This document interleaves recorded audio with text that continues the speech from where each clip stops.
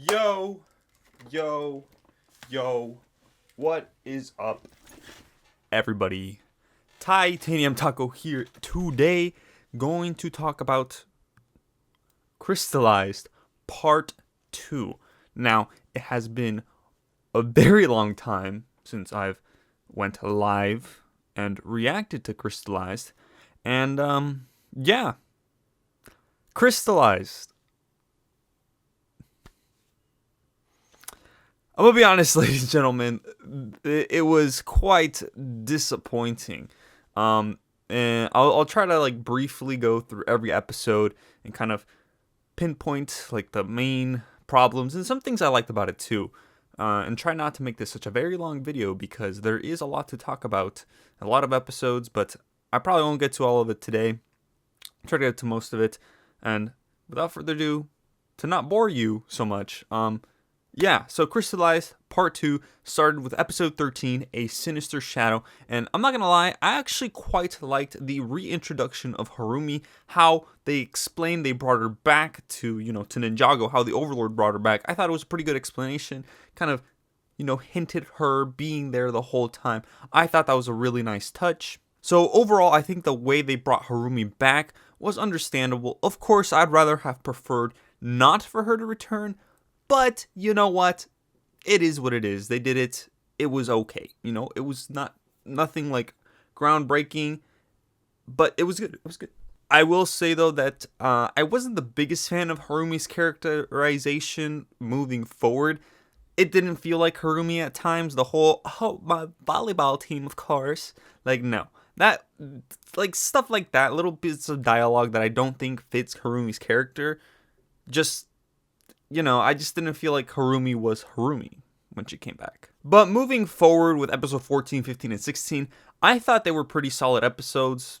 There was a little bit of, for me, fluff in those episodes, such as Jay, being all goo goo gaga with toy trains, which is understandable. He did, it was kind of a little thing they not hinted at, but they brought back from the pilots, I believe, where he does, I did a little poetry, blah, blah, blah, all that kind of stuff. So I thought that was kind of nice, but it was meh, him going on about that. And then the whole ramen song, I thought was also kind of meh as well.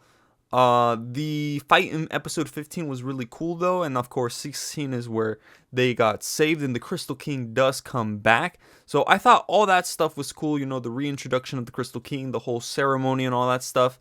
I'm assuming that was the only reason they needed the golden weapons, because after this, the golden weapons don't serve any purpose to the Crystal King, other than maybe just he needed them to come back to Ninjago, and that's it. And now they're just weapons for the Crystal Council to have. So, honestly, episode 15 I thought was really good, really cool fight scene, because that's when the Crystal Council goes in to fight the Master Wu and the rest of them, to regain, or not regain, to possess the golden weapons. And of course, we've had kind of two fake death outs with the ninja in 14 and 16 in the underground tunnel. Not that big of a deal because they didn't really linger on it too much. It's oh, it looks like they died, but they didn't. So that was good that they didn't linger on too much. But I felt I don't know. I think they could have just been in the thing. I don't know. I felt like this could have maybe been cut down one episode. This whole little 3-episode journey could have been just maybe 2 episodes. That's just me though. And then of course Nia's fake out death also was just not good. Poor timing, honestly. I don't know why they would have Nia die again after she just died, or came back. So I've seen people say that it should have been Pixel who should have been stuck in there when the whole monastery exploded. I think that would have been a better idea, but they chose Nia. Why? I don't know. 17, 18, and 19 I also thought were pretty good. 17 is Lloyd escaping the Crystal Council. 18 is them, Harumi and him in Primeval's Eye, and then the ninja coming in to rescue him. And of course, 19 is just the now invasion of the Crystal King, or the starting of the invasion. All good episodes. 17 had this really nice scene that I personally really liked between Harumi and Lloyd because of the music. It didn't make sense that Lloyd jumped off with Harumi from the flying temple. That part didn't make that much sense, but I really loved the music of that scene. It really felt so cinematic. It was great. And of course, all throughout this, the animation is superb, guys. The animation is beautiful. But I really like that little moment where, Harumi's kind of like, oh, do I want Lloyd to be on our side? And Lloyd's like, no, I want you to be on our side. It's like very conflicting. Like Harumi wants Lloyd to be on their side, but she also wants him dead. And same with Lloyd. Lloyd wants Harumi on their side, but he's also like really pissed with Harumi. I don't know. I wish they picked a lane and be like, okay, Lloyd is on a mission to get Harumi on their side, and that Harumi either chose like, okay, I want Lloyd on our side, or I just want to destroy Lloyd. Because again, she's very here and here every other episode. She's like one minute she's like, oh, please come with us, Lloyd. The next minute she's like, you, Lloyd. So I wish they were a bit more consistent with their characters in that sense. And pretty much that was the big problem with episode 18 is like 1 minute they're this, 1 minute they're that. Is it all an act? Is it all not an act? It's eh. And then of course the ninja rescue Lloyd in episode 18, which is good. Glad that they're alive and healthy and well. And of course episode 19 is the attack with the Crystal King. Crystal King really drops that like, I know you're still in love with him. So yeah. Also, one little piece of information that they drop in episode 19 is that the fact that the Overlord cannot essentially die, which I feel like is... It makes sense that they finally made an explanation as to why the Overlord has been able to return, but them confirming that the Overlord cannot die brings up a couple problems in the sense that at the end of the season, did he actually die? I don't think so. And I'll explain why later too. And then, of course, episode 19 ends with Garmadon returning. And that goes into 20 and 21 and 22. And this is where I think things start going downhill. Now, throughout this whole season, Lloyd, or at least throughout the whole of part 2, Lloyd is between, oh, no, Oni bad, which, no, you've known Mistake for quite a while. So Oni not equal bad, Lloyd. But, besides the point, they spent a whole episode, a lesson in danger. In anger, sorry, not danger. A lesson in anger. A whole episode training to bring that Oni stuff out. And guess what?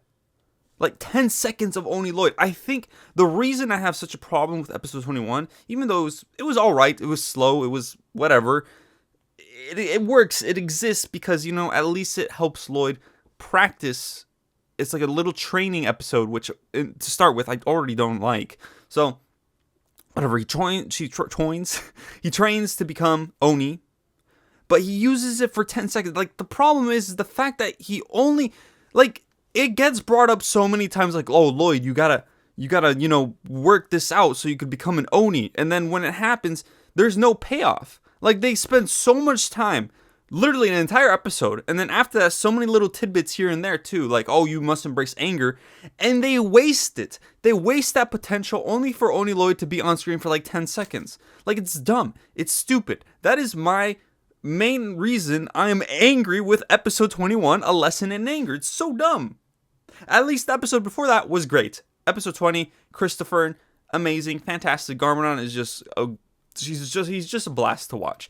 And it's cool to see a kind of slightly different characterization of Garmadon, only because, he's kind of mellowed out now. So that was great. Episode 20, 21. 20, good. 21, bad, only because of, again, that payoff that we didn't get. 22 is where I think starts to dip. Like, it was good. 22 was good. My main issue with this was Crystal King versus Wu. Now, I really liked the fight. It was really cool. It was well animated. The whole dialogue between Crystal King and Wu was great. And then the fact that all the ninja got separated and kind of gotten taken down, and the whole freaking bounty going, all that stuff, that was cool. It's what comes after that I am not a big fan of. Wu, I'm gonna be honest, I think this is where Wu should have done it. He should have either been out of commission, or he should have just, gone to the departed realm, okay? That's the best way to put it. Because, like, you cannot tell me he survived the blast that big. Like, okay, maybe he did, but at the same time, there are no stakes. Just with the fact that at the very least he didn't go out of commission, like, there were no stakes. I didn't feel like, okay, they're all okay then. And then of course, so that's that. And then, okay, we have 23, 24, 25, 26, 27, and then I guess 28 and 29. We spend all this time trying to bring everyone together, Getting a call out to Merlopia, getting a call out to Vanya, bringing everyone together, come up with a plan. I feel like, and then Zane with the whole Ice Emperor thing. There was so much fluff in this, I feel like. Too much fluff, in my personal opinion. Like, I like the concept of all the ninja being separated and kind of doing their own thing so they could all come back together at the end. It's good in concept, right? But I think the execution was just not there. We didn't also get to see much of the Crystal Council, like, at all. If anything, like, at all. Like, we spent so much time in the first half trying to group these people together, only for the payoff for them either to not be that good either. It was not good. And then, of course, we've also had the whole little Nia arc of bringing her powers back, only for, in the end, to not have even matter other than to get a freaking call to Benthamar to come help them. Like, Nia was practically useless this whole time, which is a whole other issue that I have with Crystalized, because they brought her back only for what? To become Samurai X and become the Master of Water again? Sure, Kai also got his powers back, but I'd rather have Nia not even come back at all. And if she did, not in this way. And of course, we finally get to episodes 29 and 30, probably the two most problematic episodes of all of Crystalized, other than freaking, what's the episode called? Return of the Ice Emperor. That was a poo-poo show. Kaka show, like Kakarumi. Freaking, it's terrible. I did not like it. Terrible callback, because one of the reasons I think it's a terrible callback as well is because, you know, Zane should be pretty traumatized about that. Like, it's whatever. We reach episodes 29 and 30, guys. 29 and 30. My issues with these are, it's just, okay. Dragon form. Great. The ninja, in the end, in 29 and 30, get their dragon forms, right? Except, that's just it. I thought the dragon forms were going to be like them turning into the dragon, the golden dragon. Except it turns out the golden dragon is just the original form of the four elemental powers, which brings up a whole bunch of questions. Like, what does that mean for the origins of the golden weapons? Like, that's just crazy. That's kind of cray-cray. And then, of course, Lloyd, the 10 seconds of Oni Lloyd, only for the dragon to be the one that destroys the Overlord. And it doesn't even destroy him. He, like, freezes him and all the elements and just smacks him.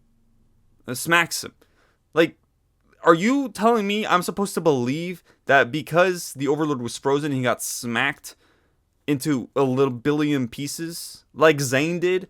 You're supposed to make me believe that that is what destroyed the Overlord? No. So, just with the fact, you know, bringing in the fact that the Overlord can't die and you just smacking him with your tail, that already tells me Overlord is going to come back eventually. Maybe not. Maybe they're like, oh no, he actually did die this time. Ha ha ha. Or not. And then, of course, Harumi's on their side. That's just a whole other can of worms. I don't even want to talk about Harumi on their side. Whether or not she is with Lloyd is a whole other can of worms, but Harumi seems to have been forgiven. By Lloyd, at least, you know? And, of course, Nia, Overlord stuff. Overlord was behind the whole thing. The whole thing. He orchestrated the freaking Great Devourer. He planted the seed.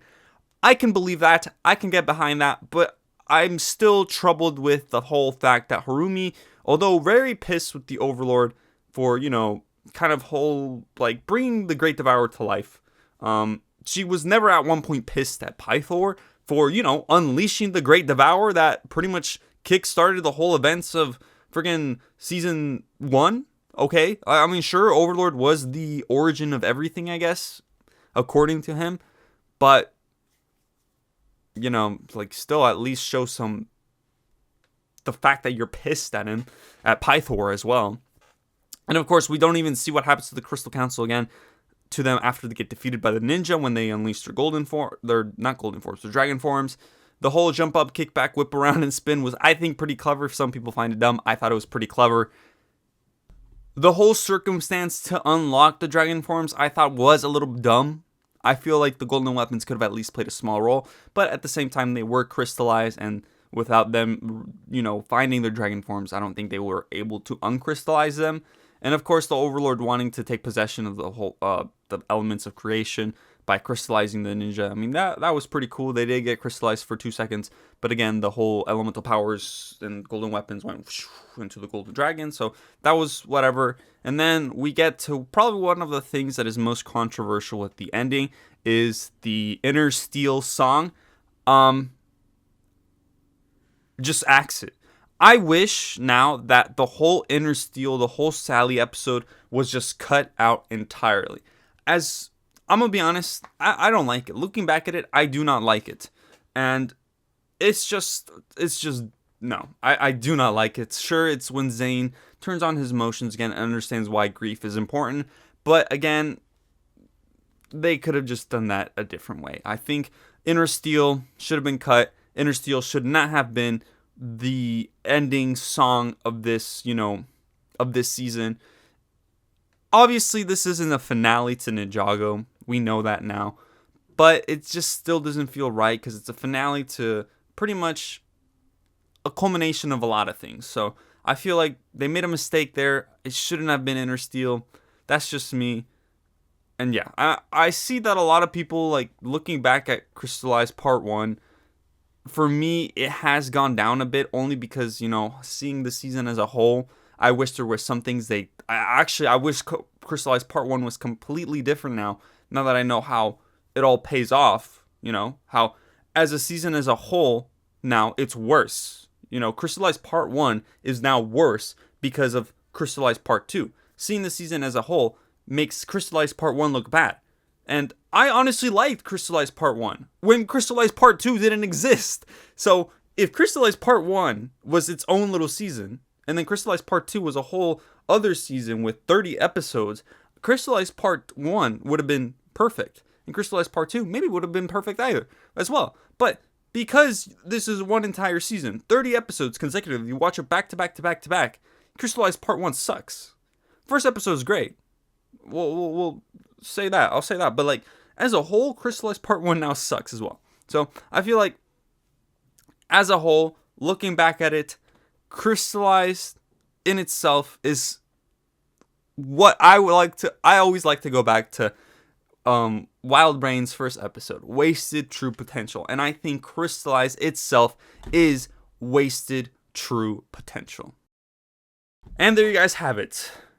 What did I like about Crystalized, at least? Let's start off on a good note. Although Crystalized Part 2, and in general, was meh, there are things I did like about Crystalized. For starters, I know the Overlord's motive was to destroy the balance, blah, blah, blah. It's still the same. Make everything into his own image, whatever. I personally still liked the Overlord. I like him as a character. Because I just like the fact that there's this main bad guy, and then there's the good guys, and the main bad guy is, the most powerful being in Ninjago, alongside, of course, the good guys. So I just like characters like that. I like the Overlord. The Overlord's cool. Really cool guy. The music, the animation, of course, it's amazing, fantastic, superb. And then the dragon forms, I like their looks. They were okay, though. I really wish they turned into the golden dragon. There's another thing I liked, frick. Ronin's little character arc I thought was done pretty well as well. There